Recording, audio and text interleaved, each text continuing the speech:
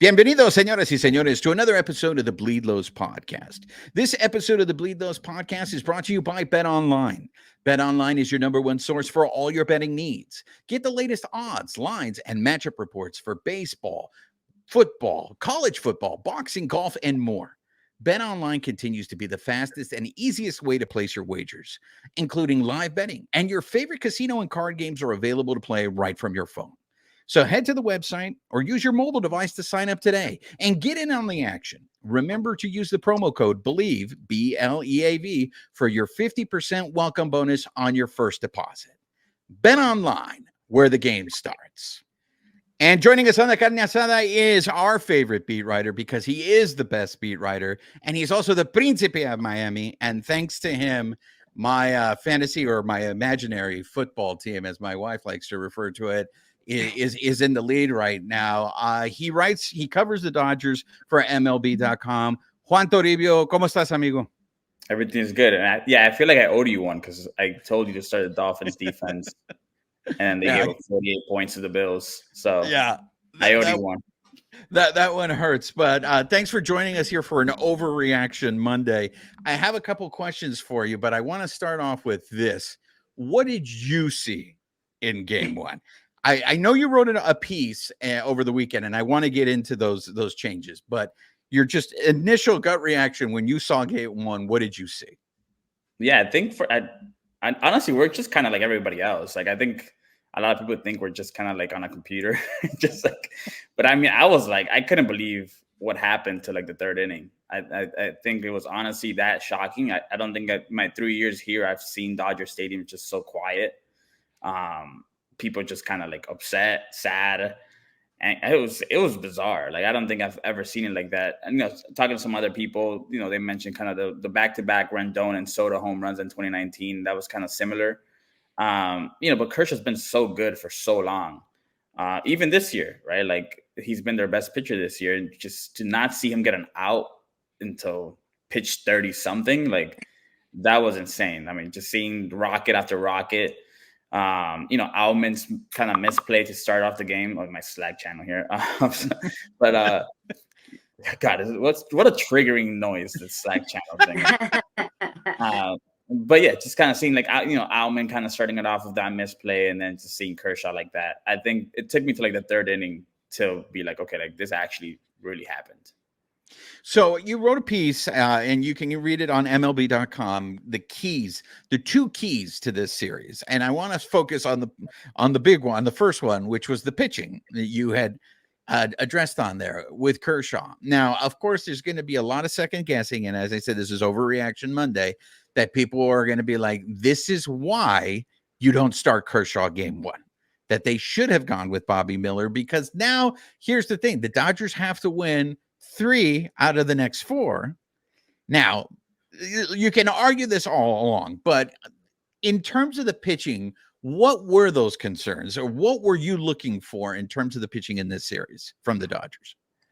Yeah, I mean, I think the biggest thing is, for weeks we've kind of been hearing about this plan, right? This pitching plan that they're going to kind of roll out there. And in theory, that all sounds great. Like, if you tell me any plan, I'm like, okay, that seems logical. There's a lot of smart people working in this organization. Like, it's not like they're just throwing out stuff and seeing what sticks. They had a plan, but then everybody has a plan until you get punched. Mm-hmm. And they got punched yesterday. Like, I don't think anyone, people can say Kershaw shouldn't have started game one. It should have been Miller. But we don't know what Bobby Miller is going to look like in a postseason setting. We'll find that out tomorrow. But that's just kind of the reality of it. Like, they don't have a lot of options to start games. Tony Gonsol's not around. Dustin May is not around. Julio Urias is not around. The reality is they have 2 guys who they can kind of hand the ball off to, and that's Clayton Kershaw and Bobby Miller. And things happen. Sometimes pitchers don't perform to what they were expected to. And I think that's what we saw. But again, people can say Bobby Miller, and that's not necessarily the wrong answer, but we don't know what he's going to look like. I mean, we saw James Allman. Like, James Allman, second half of the season, was like the best center fielder, in baseball. And then first play of the game, he just forgets how to play center field. Right. Like, that's just what happens when you're a rookie. Like, you're nervous. And people can, people are kind of coming at James a little bit yesterday on my Twitter, but I'm like, dude, he's a 25-year-old guy has never been in that situation. The first play of the game comes right at him at 160 miles per hour. Like, that's normal. I get nervous playing softball, dude. Like, it's just kind of like the reality of things. So I think, we'll see what Bobby kind of looks like in game 2, but they need both those guys. I mean, if this would have happened in game 2, it would have been the same situation. So for them to win this series and for them to win the World Series, which is ultimately the goal, you're going to need both Kershaw and Miller. Well, Alicia was there. Alicia, you want to take out any aggression out on Toribio over here?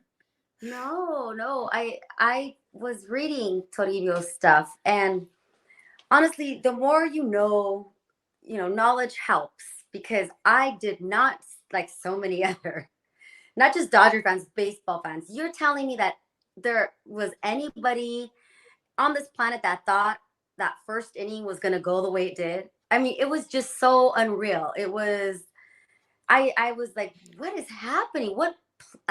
It just was too much. One, I don't like the first inning. Okay, let me start with this. I'm one of those that wanted Kershaw to pitch game 1. I've been an advocate. I've been cheering. We had manager Dave Roberts on, and I was like, asking him, like, is Kershaw going 1? Hopefully, because that's the game I need to go to, because I don't want to miss Kershaw's greatness. Like, I said that. And now instead I saw complete opposite of greatness. I mean, I can't even say, what people are saying about Kershaw. And I take it really hard, because I always go to bat for Kershaw. And, there's that folklore, that narrative that Kershaw chokes in the playoffs. And this game on Friday night, I mean, not only does it not help, but Dave Roberts has already said Kershaw is going game 4, right? So what do you think about that? I mean, you just said how important pitching is. Do the Dodgers have a choice? What's going to happen when Kershaw goes game 4? Assuming there's a game 4, right?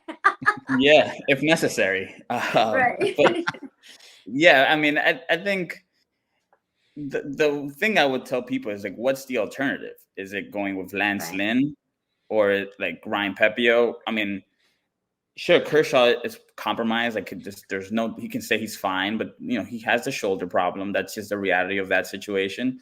But I think I'll still have arguably the best pitcher ever even at his like 60% over Lance Lynn or Pepio, who again has not pitched in the playoffs. So I think they don't have many options. I think that's, when you're looking at it and you're looking at your team and you're looking at the roster, you recognize those names. You think you have a lot. You think you have enough. But the Dodgers are pretty bruised in that starting rotation. They don't have many options. We even saw Emmett Sheehan kind of come in there and he looked fine, and he still gave up 3 runs. So there's not a simple answer of like, here you have, well, they kind of like Arizona, like they're a perfect example. It's like, hey, Zach Gallen, go get me 6-7 innings. Right. Dodgers don't have that. Even if you can kind of try and piece it together in your mind that like they have all these options, they really don't. And yeah, it's wild too, because he's arguably the best pitcher ever, and he just arguably had the worst inning in postseason history. History. That's just baseball. It's a crazy game, and nobody could have seen that coming. It happened, and like I said, for them to win the World Series, everyone can talk about winning the DS, but they need to win the World Series. Like, that's the ultimate goal. Right. It's not getting past the first round; it's winning the whole thing. They need Kershaw, because if they don't have Kershaw, they don't have much. They have a rookie Bobby Miller, and then Lance Lynn, who gives up more homers than anybody, and a couple more rookies. So, I mean, there were people saying the Dodgers were going to sweep. I was thinking they would lose 1, but not the first one. I really didn't see this coming. I felt like I was punched in the face watching the game. I literally was about to post, because I thought I had time. I'm at Dodger Stadium, and I was about to post, October, please don't break my heart, while Kershaw was giving up 6 runs, and I just dropped my phone, and I was like, I'm not posting. I'm just going to watch this game and just hope that something happens in favor. I mean, Will Smith looked great. Hey, his bat got hot. I'm trying to find something to like hang on to, because that game was just like, I don't know. No, Juan. it was tough. I don't think anybody, like I said, I don't think anybody saw that one coming. I think we all, we cover this team, we follow them around, and we know that there's some things going on with him and the rotation as a whole. But I don't think anyone would have said yesterday, yeah, I think Kershaw's going to give 6 runs and get 1 out. Yeah. Like, it's insane. Like, what happened yesterday, it's wild. I mean, you guys were all there. Like, it looked like it felt bad. Like, you could feel the anger, the sadness. Like, is this the end of Kershaw? It's like, I mean, this guy's been the face of this for over a decade. And even at his worst, and I think he deserves some credit, right? Like, because I do think he's pitching, obviously hurt. He's not 100%. He's still kind of going out there. And in previous postseasons, at least he had the guts to kind of go up there and take on those responsibilities. There's a lot of pitchers, I won't name names, but Max Scherzer, who haven't, I'll say it so you don't have to say it. Right. You have to. You work for MLB. I get it. Man. There's some guys in postseason history that they kind of shy away from that, right? Like, I mean, I remember covering the Padres last year and in the CS, and Josh Hader didn't want to go 4 outs, and Kershaw was always down. Like, whatever the situation was, he was always down, and I think that has kind of, in a weird way, come back to haunt him in a lot of ways because he never knew how to say no. And even now, he's kind of going out there knowing that he doesn't have his best stuff. And it must be frustrating. Like, he obviously doesn't share a lot, but it must be frustrating when you're so good at something for so long and your body doesn't let you do that anymore. They're human. They're human. Well, I want to follow up on that because I know you were in the clubhouse yesterday. And anybody who has seen that video, it is the saddest Christmas ever. I mean, I think it rivals Noah Syndergaard's famous, No shot. That was the most bizarre thing I've ever heard in my life. Okay, let me ask you this, because I was right in front of Thor when he was like, basically, I thought having a mental breakdown. So you thought that one was sadder than Kershaw because you mentioned a couple things yesterday. Kershaw will never use this as an excuse. He keeps telling you guys that he's fine. He's fine. No, and Roberts tells us he's fine, so he's never going to use the fact that he is not healthy as an excuse. But I got to ask you, Toribio, losing the way they did yesterday, does it climb not only into Kershaw's psyche, but Robert's psyche, everybody on that team psyche of, here we go again. This is what happens. This is what, when the show pod, you just got to stop the momentum. Last year, at least they won game 1 and then they got the gentleman's sweep. Yeah. But if they don't win game 2, like, what is the psyche? You're there. You know this team. Yeah, I mean, I think there's so many new faces this year that I really don't think, I think we're all kind of trying to make last year a thing, right? Like, that's just natural. But there is a lot of new faces. Like, if you look at the lineup, you look at the rotation, you look at the bullpen, there are a lot of new faces this year. So I don't think that's the biggest problem. But when you lose game 1 at home, and now it's like, all right, now you have to go face Zach Gallen. And I don't think Zach Gallen is in the same tier as like the elite of the game, but he's pretty close to that. And it's not going to be easy to kind of get 4 or 5 runs across, which you're probably going to need in order to win the game. So that's another problem in itself. You're thinking like, okay, like we just had our future Hall of Famer go down like tragically. And now you have, now you got to face Gallen and you're like, dude, if we lose this game, we're screwed. Yeah. Like, we're playing in Arizona. You might win game 3 because God knows who the Diamondbacks are going to throw out there. And then game 4, you have Kershaw again. And then there you're just kind of thinking like, we hope he can give us 3 innings. But I mean, we just saw what kind of happened. So I don't think the psyche's that bad yet. I just think they're starting to realize like the reality of we're about to face their ace. And they still have Kelly in game 4. And then if you get to a game 5, they have Gallen once again. So it does get a little bit trickier. And I still think the Dodgers are going to win the series. But losing game 1 like that was not ideal, to say the least. Alicia, did you see the saddest Christmas ever with Kershaw last night? I mean, I know Babyface said he felt like he was going to cry yesterday. I mean, what were your thoughts on that, Alicia? So we moved down to the dugout club to eat and drink our fillings after that first inning. We had not planned. There you go. Normal, regular fan, Alicia. She moved down to the dugout club to slum it. Okay, go ahead. No, I wanted to watch the game. That was not the plan. Again, everything changed. Just like the guys not hitting, right? There was no Mookie, Freddie. There were no bats because when you're down, I'm assuming that's what happened. I mean, I know we're gonna put it all on Kersh. What a horrible and Outman. And I know I saw on Toribio's Twitter or X that they were coming after Outman and stuff. There was just so much going on. I saw someone next to me he did cry. He did tear up.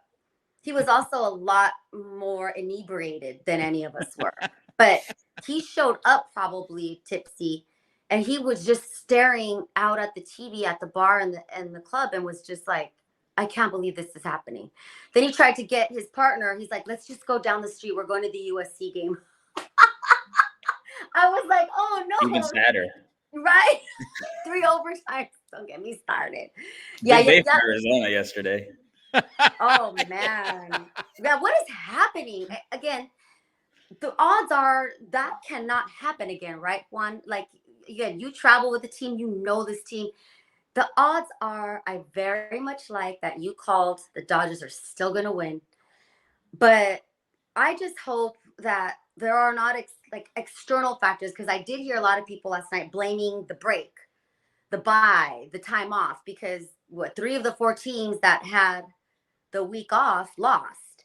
Yeah. Except the Trash Tros.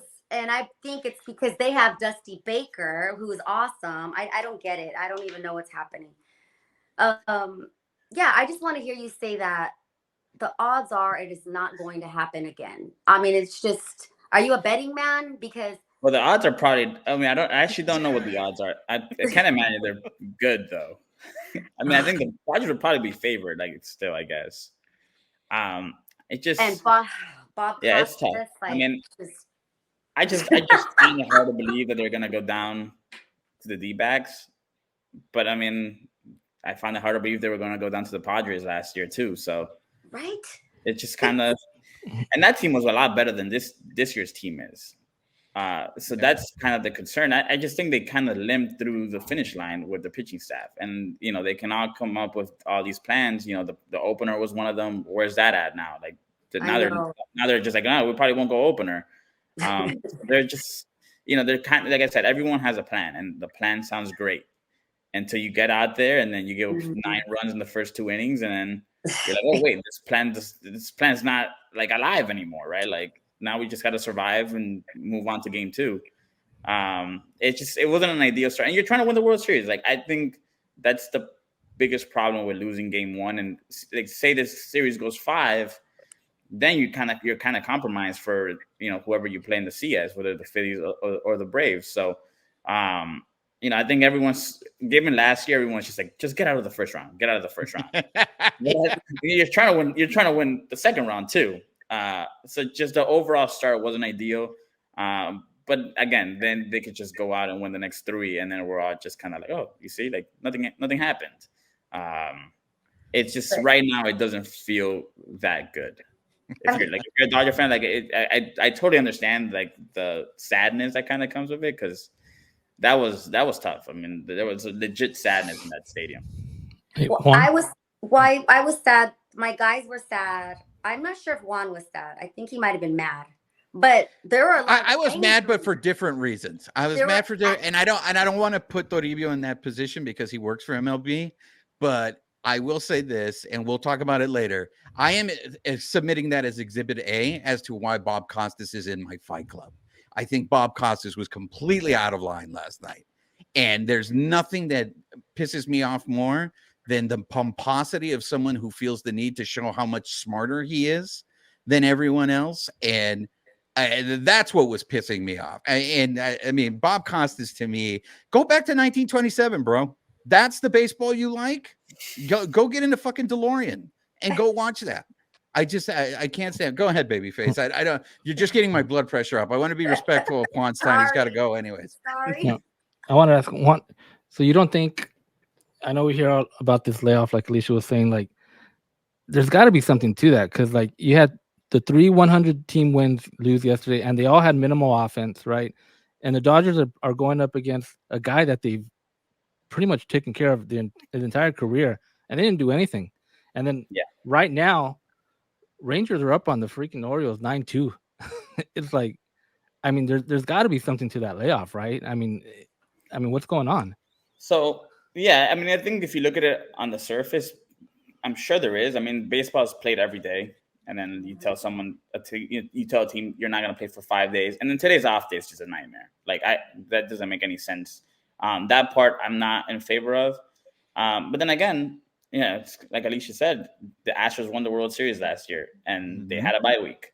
And not only did they win the World Series, they swept in the first round.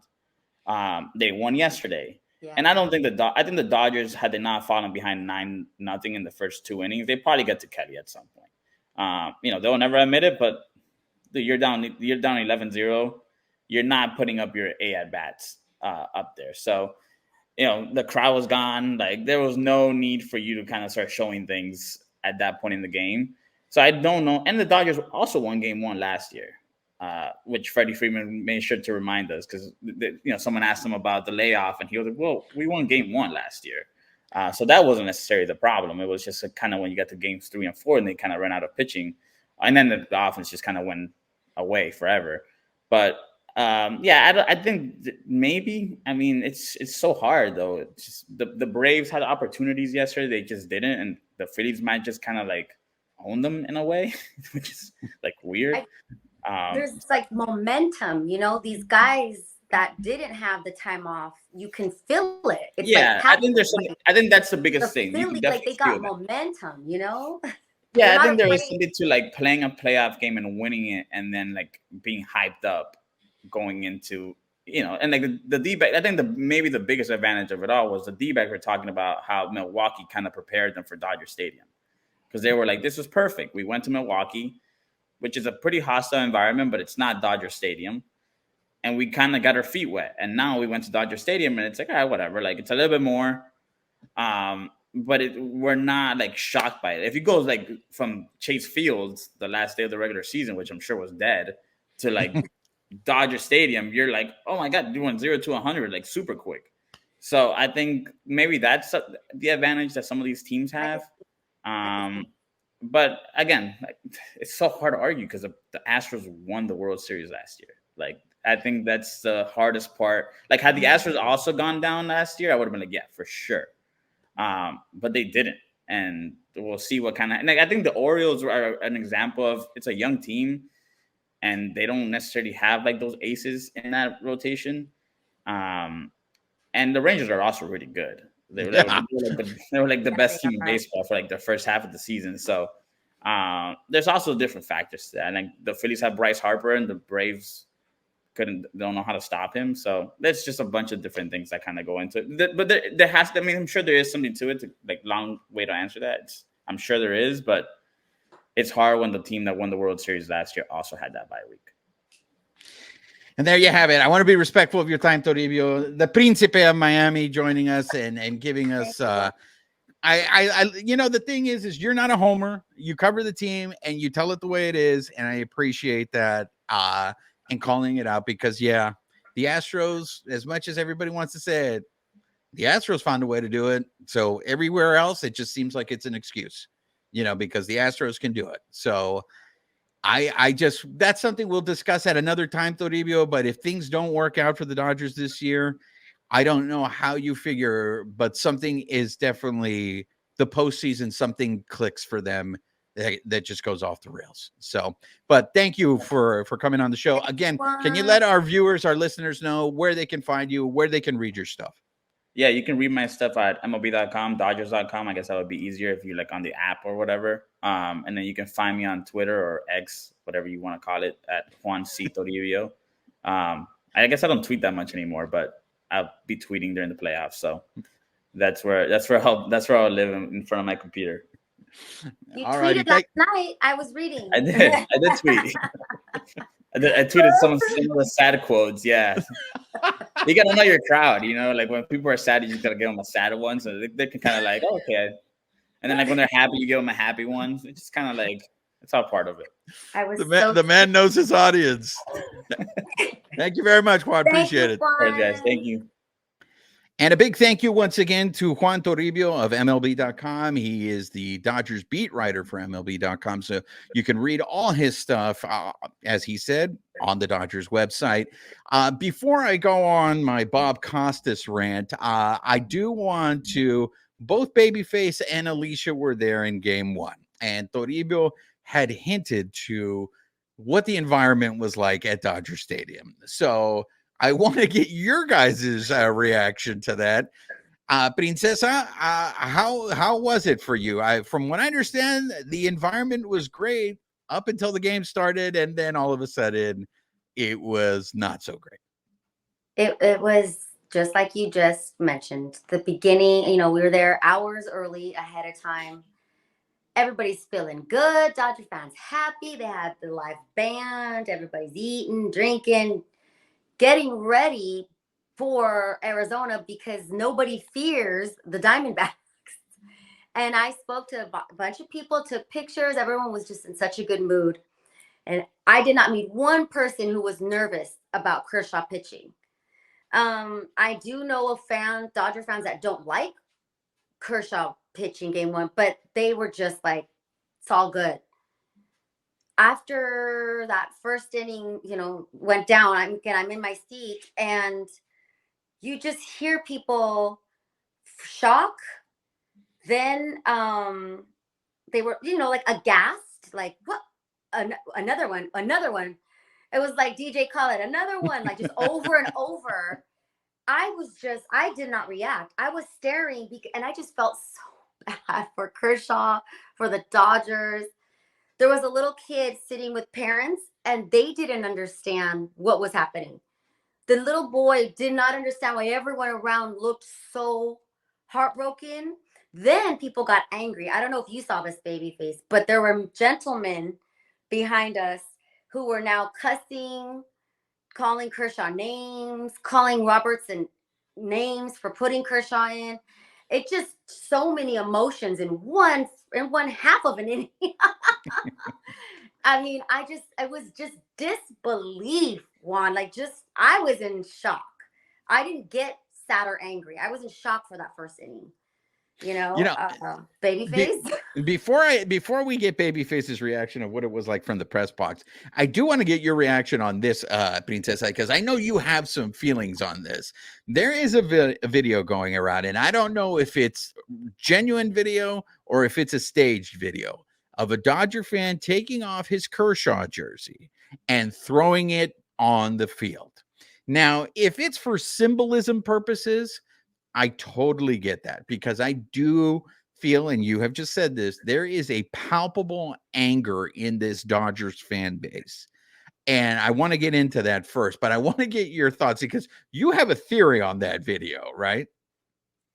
My theory is that he did it for the gram. He did it for his TikTok or the X Twitter. My theory is he just did it so that you and I would be talking about it, so that he could get. They're probably playing it on, sports stations, because everyone loves to dump on the Dodgers, and we're going to get into Bob Costas, right? Please tell me you're going to get into. Okay. Yeah, no, we're going to get into Bob Costas. But seriously, I think that's why that young fan did it.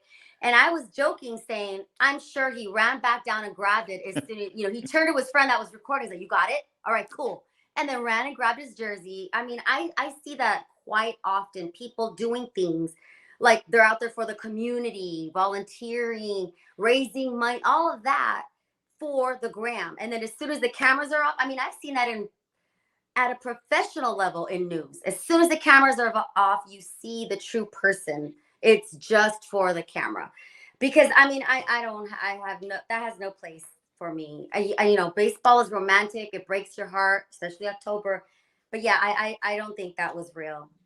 I mean, I saw another video where a guy ripped off his hoodie. He ripped his hoodie in half. He ripped his Dodger hat. And I was like, bro, how about this? Game one. It's just game one. You're never going to make it. Babyface, you were in the press box. Now, there's supposed to be objective people in there. Right. There is also a lot of shit talking in the press box. But so what was the mood like in that first inning in the press box?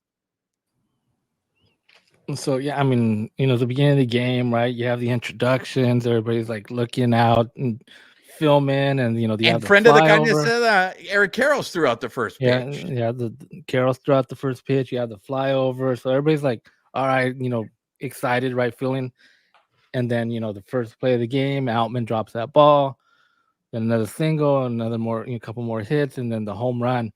And I'm sitting in the separate area from the press box because it was packed. So I'm in the dining area, and I'm sitting next to two people. I guess they're from Arizona. Mm-hmm. And so as soon as they're like, oh yeah, and like you can see them like reacting, and then the home run comes, and then they're just like, oh yeah, and like just talking about Arizona, and then some other guy comes in, playoff Kershaw, and that's all I kept hearing for like 3-4 innings. They're just talking about playoff Kershaw, and they're just bringing up Arizona and blah blah blah and this and that.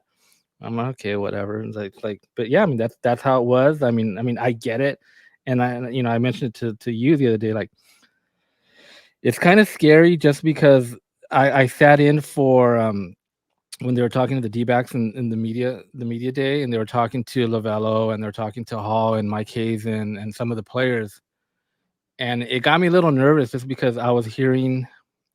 Arizona probably not supposed to be there, right? They played pretty good baseball, and they got in, right? But they have that momentum, and I would hear just these guys.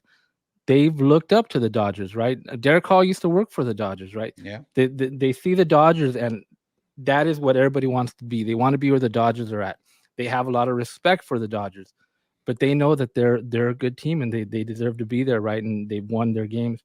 And I was just hearing all this, and I'm like, this is so set up for a huge letdown. Like, these guys come in here and just walk over the Dodgers because it's set up that way, right? Like, you just have those feelings, and just hearing them made me nervous. Like, crap, these guys are hungry. They're young.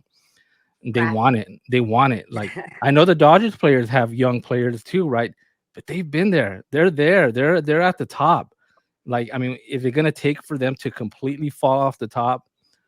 Be out of the playoffs and then kind of rebuild to kind of get that, I guess, that hunger again. I mean, yeah, they have a couple of guys, but you may need a lot more than that, right? Because like the Diamondbacks, they're all young. They've never been there. They're all inexperienced. They want it, and they want it bad. And that's what kind of made me nervous, going into that game. And then everything that happened in that game, I'm like, crap. I mean, Dodgers they gotta come out like the Diamondbacks came out in game one. They gotta come out like that in game two. Princess, I gotta ask you this: when you hear Babyface say that the Diamondbacks are hungry or they want it more, how does that make you feel? Because I feel like we hear that every year about the other team that the Dodgers are playing. I definitely heard that about last season, about the Padres wanting it, about the Dodgers not taking the Padres seriously, that they didn't show up. And that's why I thought this team, this season, that they were different, because we hear over and over that these Dodgers play for each other. They play for one another. They have something to play for. And maybe they too, I definitely was looking forward to Arizona, because I mean, the Dodgers own Arizona. They lost 5 to Arizona, but that was the beginning of the season. They never lost after the beginning of the season. They beat Arizona soundly. Wasn't close. So yeah, I was pretty confident. I did not think they would sweep because it's baseball and it's a lot of baseball to be played. And I thought the Dodgers are going to lose one. I didn't think it'd be game one. Let me rephrase that. Let me restate that, I should say.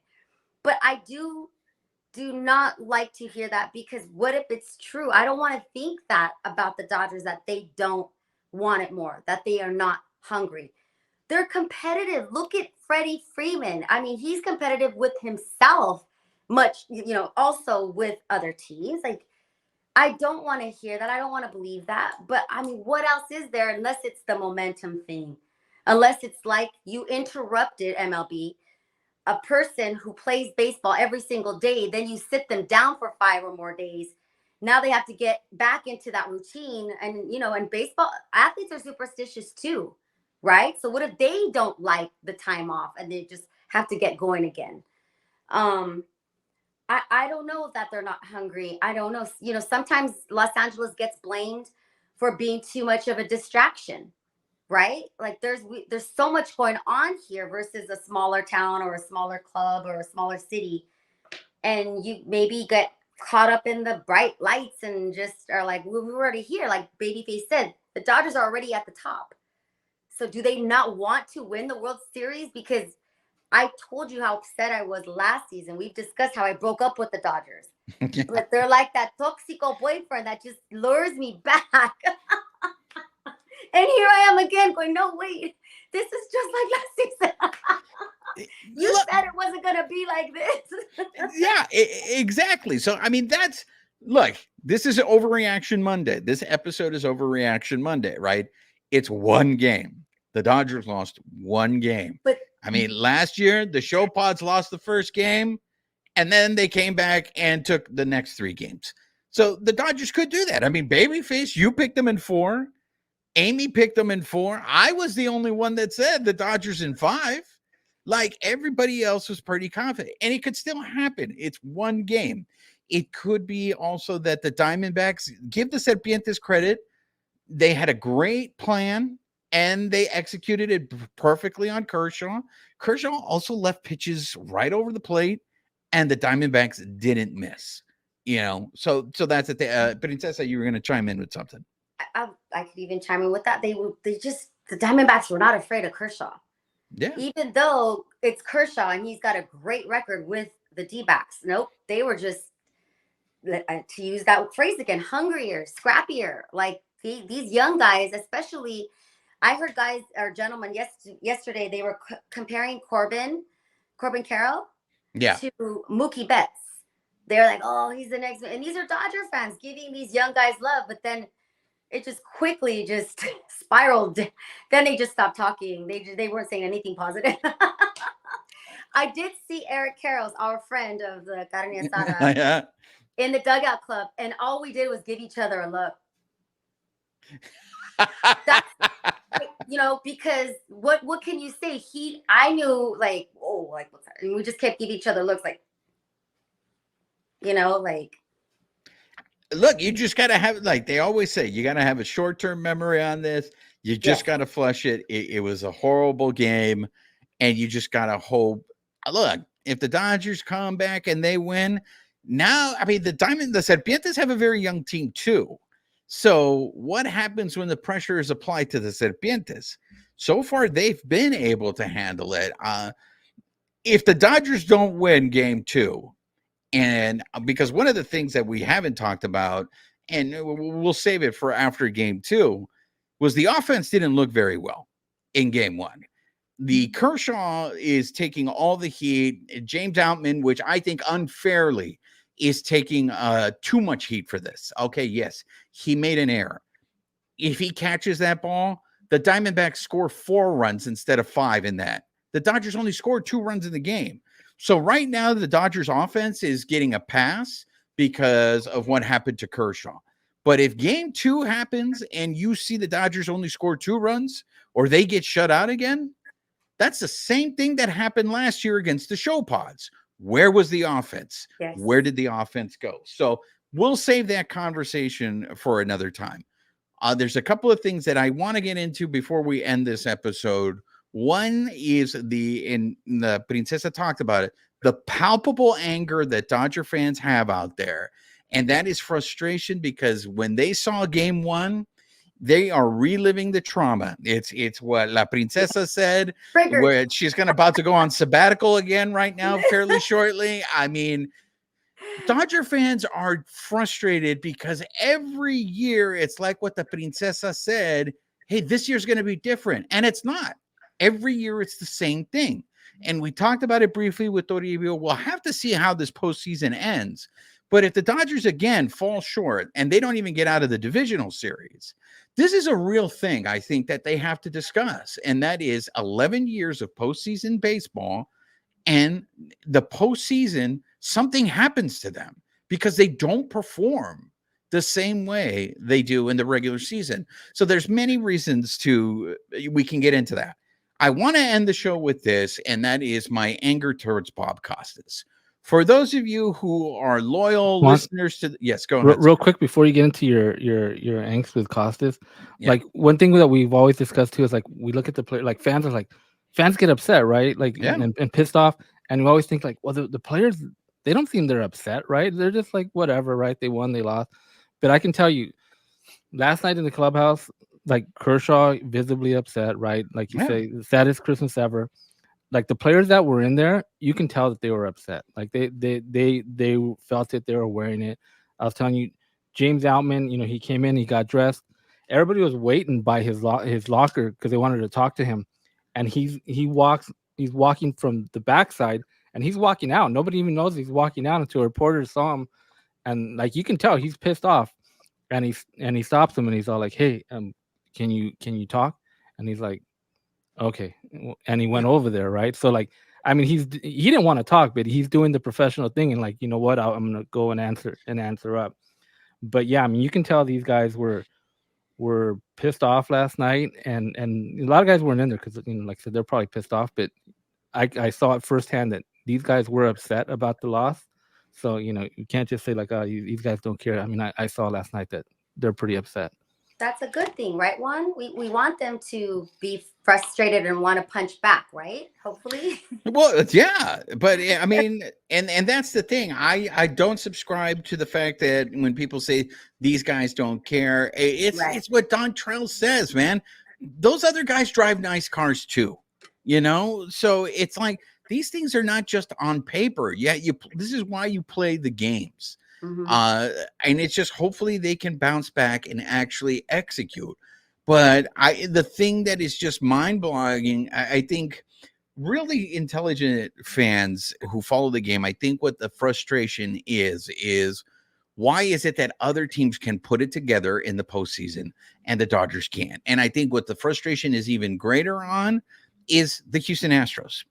The Houston Astros every year come and they bring it and they can perform. And maybe they do fall short sometimes and they don't win the World Series, but they make it to the World Series. I can't remember the last time that the Astros were ever eliminated in a division series. So it's like it can be done. And I think that's what's more infuriating. Go ahead, Princesa. Speaking on the Astros, I mean, it's the Astros and the Twins. It's like Correa versus his old team.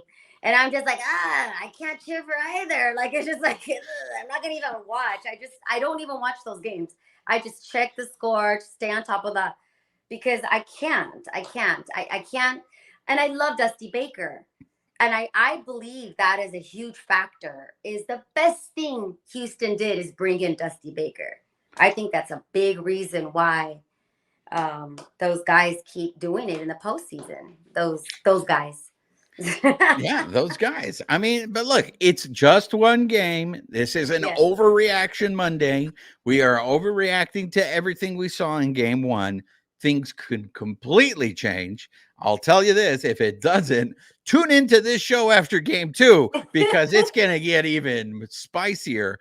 I want to end the show on this rant with Bob Costas. And as I had said to people before, if you're a loyal listener or viewer to this show, you know that Bob Costas is in my fight club. And the people in my fight club happen to just be all broadcasters. But I have a very special contempt for Bob Costas.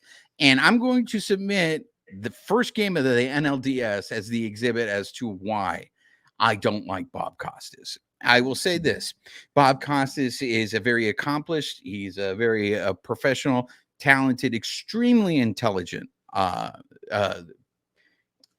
broadcaster.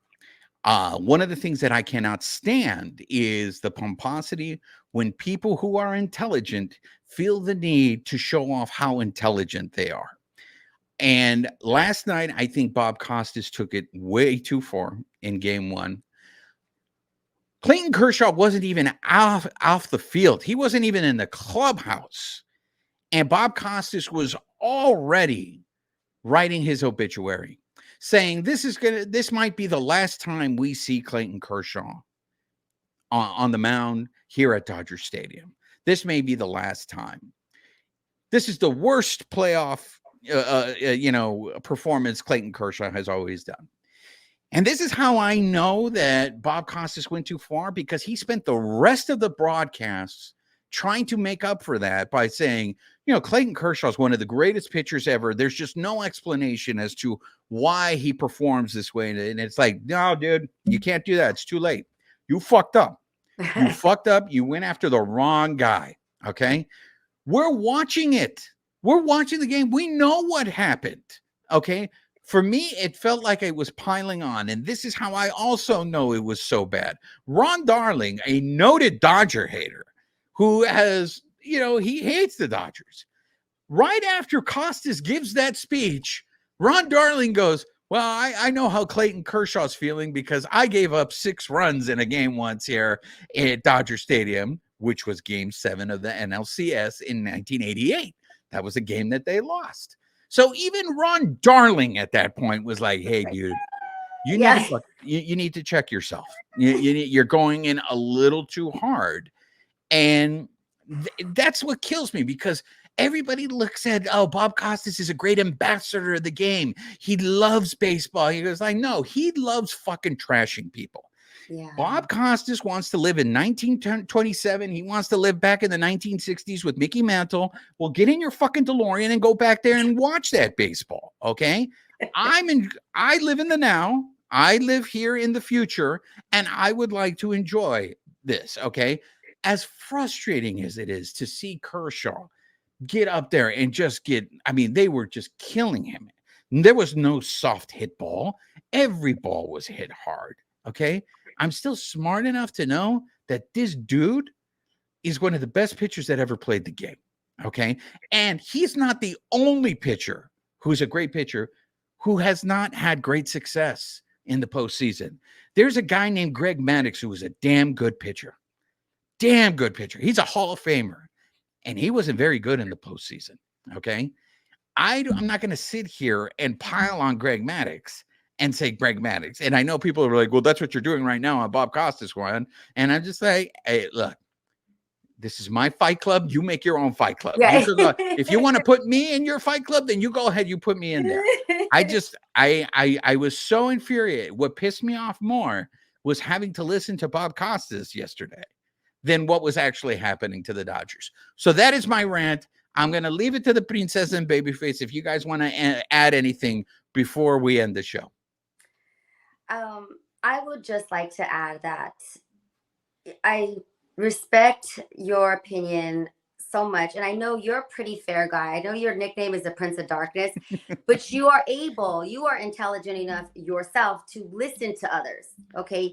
You don't have to agree, but listening is a skill, and one, you definitely have that. So I can just imagine how upset you were having to listen, because that broadcast, he just gets to talk, right? Yeah. He gets to say whatever he wants. It's a huge platform. And dude, like, it's just so disrespectful to kick a man when he's down.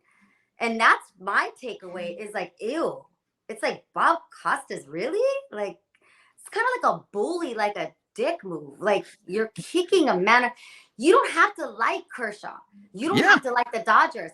But there's a way, sir, as a professional, as a, ambassador for the game and for sports broadcasting, to express your opinion on what is obviously falling apart for Kershaw and the Dodgers without going there. I'm with you. And yeah, you try to take it back. Maybe somebody was like, yo, bro, like, know your crowd, I don't know.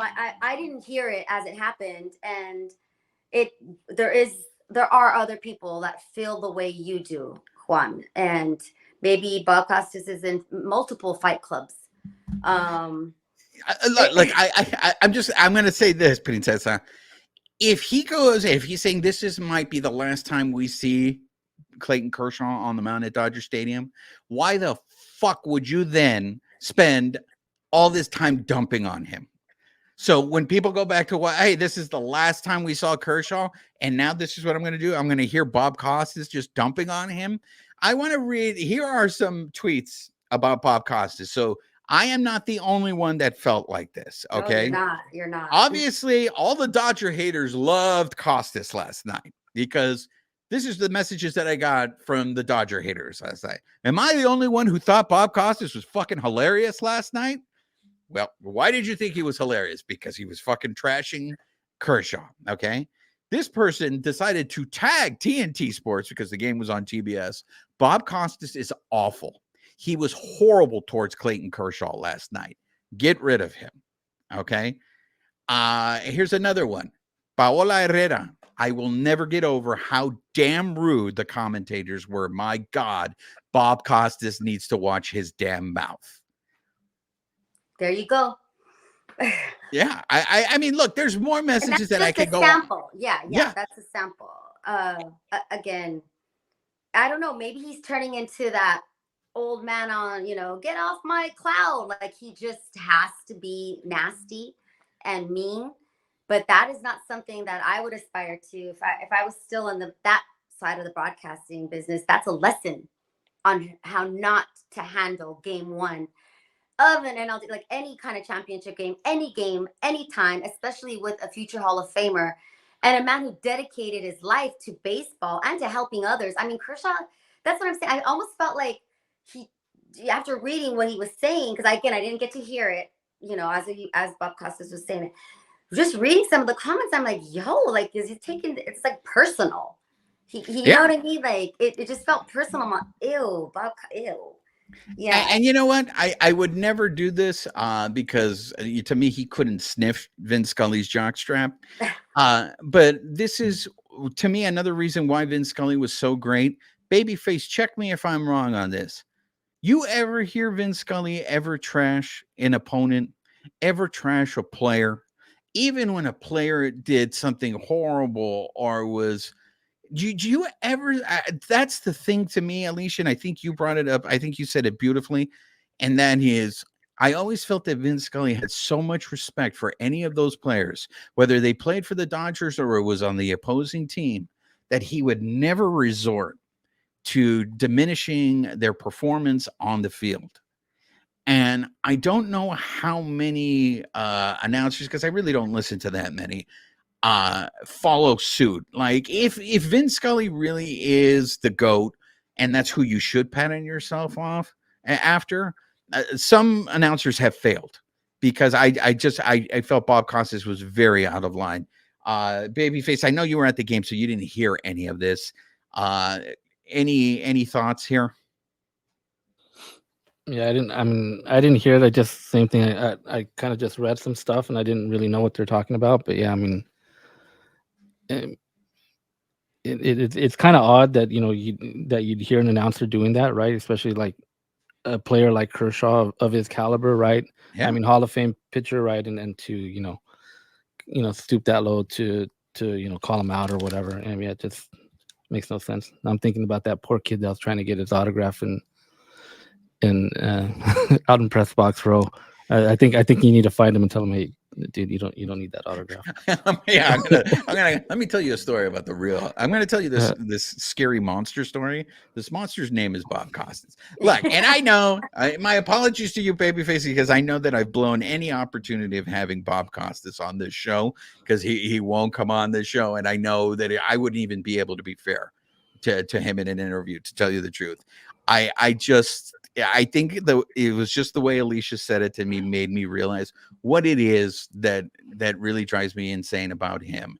And that is just, I think it's a level of disrespect that he shows because he's constantly saying how great those players are from the 1960s. And hey, Ann, no one's taking anything away from those guys, Willie Mays and Mickey Mantle. But these guys who are playing today too, they're damn good. And guess what? The guys playing today, they're playing against more international talent. They're playing against Asian players. They're playing against Latinos. We're not going back to the 1920s where there were no African Americans were allowed to play. No Latinos were allowed to play. I mean, appreciate those are the guys that are out because these guys, everybody says Mike Trout, it's like watching Mickey Mantle play. Maybe just focus more on how great these guys really are. And that's the reason why we're watching these games. And I just feel that this dude spends just as much time trying to trash the product, which baffles me as to why they put him on the call. When I saw that it was going to be Ron Darling and Costas calling the Dodgers series, I was just like, the baseball gods hate us. They just hate us. Yeah. So yeah, I'm glad I missed it. I would have just been so furious. I would have drank my feelings at home too. And if any of our viewers or any of our listeners, if you feel differently, if you think I'm out of line criticizing Costas, I would love to hear your guys' opinion. You know, send the message over to us. Am I wrong? Was I taking it too personal? I felt, you know, it's bad enough that the guy, you know, just got hammered, gives up 6 runs in the first 8, pitched a third of an inning. And yeah, it is true. That might be the last time we see Clayton Kershaw at Dodger Stadium. So that's how you choose to send him out? Right. You know? Yeah. So that's going to do it for this episode of the Bleed Lows podcast. Too much maybe? Maybe. That's a to have that much and then maybe you're been doing it a little. Yeah, I said it, Bob. Thank you very much. I'm not the only one throwing out the heat now. Thank you. I appreciate it. We're on an island, Alicia, you and I. know. Look, I know this has been an emotional reaction to Game 1 of the NLDS. We hope that Game 2 goes very differently. I know Babyface will be there for Game 2. So hopefully after Game 2, we're going to have a very different conversation and the series is tied. But for now, make sure you guys are subscribed to the YouTube channel. Make sure you guys are subscribed to the podcast. A lot of the post-game and pre-game interviews from the postseason are going to be available on our YouTube. So on our YouTube channel. So that's why you guys need to subscribe to the YouTube channel so you can go ahead and watch all of that. For now, yo ha sido su servidor Juan Ramírez de parte de mis colegas, la princesa de Picolandia, Alicia Del Valle, and Babyface. Nos vemos para la próxima. This episode of the Bleed Lows podcast has been brought to you by betonline.ag, where the game starts.